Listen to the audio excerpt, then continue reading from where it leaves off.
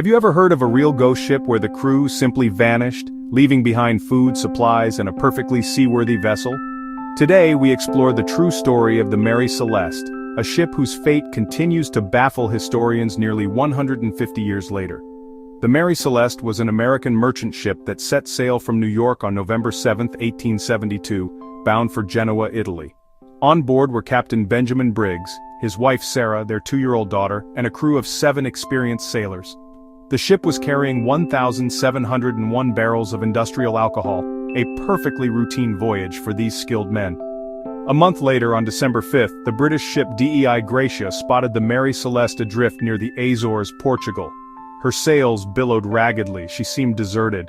When the crew boarded her, they found an intact hull, food and water for months, and the cargo still aboard. Personal belongings were untouched, but the lifeboat and everyone aboard was gone.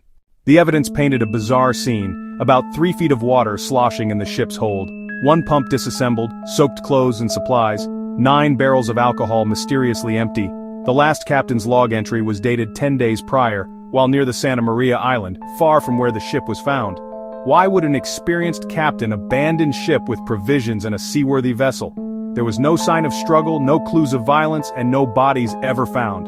The mystery inspired countless theories. Let's look at the most popular: pirates or mutiny.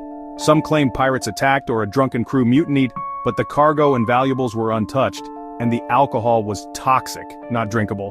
Natural disaster? Was it a waterspout, a freak wave, or toxic alcohol fumes?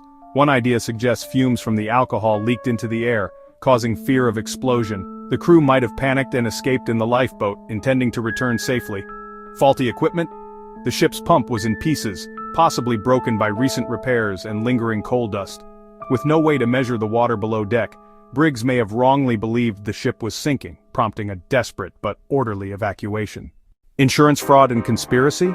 Some imagined a plot coordinated between owner and captain for insurance fraud, or even collusion with DI Gracia, sea monsters and curses. For the Victorians, fanciful tales of sea monsters and ghostly curses flourished. 3 captains had died aboard the ship before, adding fuel to its supernatural legend. The fate of the Mary Celeste gripped the public imagination well into the 20th century. Arthur Conan Doyle even wrote a famous short story inspired by the case. The ship itself continued sailing under new owners, but later met a sad end.